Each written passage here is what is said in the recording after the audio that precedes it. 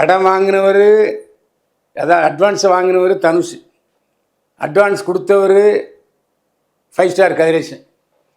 இடையில 5 ஸ்டார் கதிரேசனுடைய மனைவி திருமதி கலைச்செல்வி ஒரு லெட்டரை அனுப்புனதா சொல்கிறாங்க ஆர்கே செல்வமணி.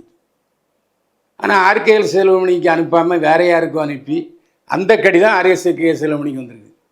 அப்போ ஆர்கே செல்வமணி என்ன சொல்கிறாரு, ஏம்மா உங்கள் 5 ஸ்டார் கதிரேசன் எங்கே கூட தான் இருந்தார், என் அட்ரஸ் தெரியுமில்ல, ஏன் அட்ரஸுக்கு அந்த லெட்டர் அனுப்பலை, வேறு எங்கேயோ போய் என்னிடம் வந்திருக்கிறது, இருந்தாலும் நான் பதில் சொல்கிறேன்.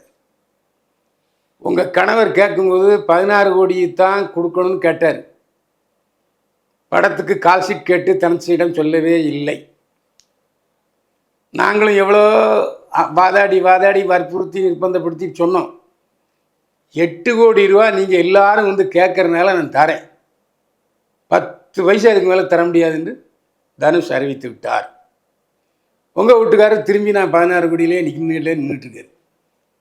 இதில் ஏன் கொடுத்தது கதிரேசன் தயாரிப்பாளர், வாங்கினது தயாரிப்பாளர் நடிகர் தனுஷ். இல்லை, தயாரிப்பாளர் சங்கமும் நடிகர் சங்கமும் தானே சம்மந்தப்பட்டிருக்கு. பெப்சி எங்கேயா வந்துச்சுன்னு ஒருத்தன் கேட்டான்.